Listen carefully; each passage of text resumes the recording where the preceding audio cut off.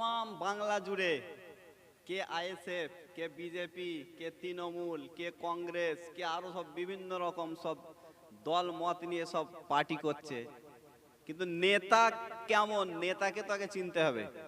নেতাটা কেমন, ব্যক্তিটা কেমন, সে তার যার রাজনীতি যাই হোক, যার কালার যাই হোক, কিন্তু এই বর্তমান সময়ে দেখতে পাওয়া যাচ্ছে ব্যক্তি ব্যক্তি হিসেবে একজন এমএলএ নওশাদ সিদ্দিকী ভাইজান, ওনার মতো মনে হচ্ছে আর বিকল্প আর কোনো এমএলএ মন্ত্রীকে দেখতে পাওয়া যায় না। কেন?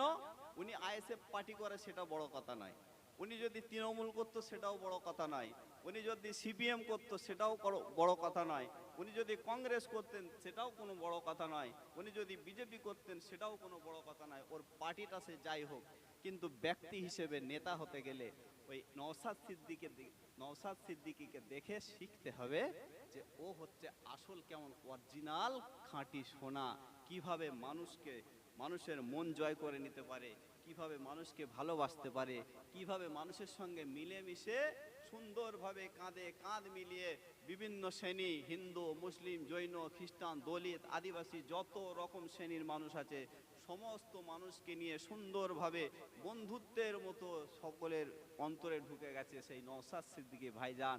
তো আমাদেরও সেই শিক্ষা নিতে হবে। উনি যে আইএসএফ পার্টি করে বলে যে আমি যে আপনাদের বলবো যে আপনারা আইএসএফকে ভোট দেবেন সেটা আমি বলতে পারবো না। উনি যদি সিপিএম করতেন, যদি আমি বলতে পারতাম যে আপনি সিপিএমকে ভোট দেবেন সেটা আমি বলতে পারবো না।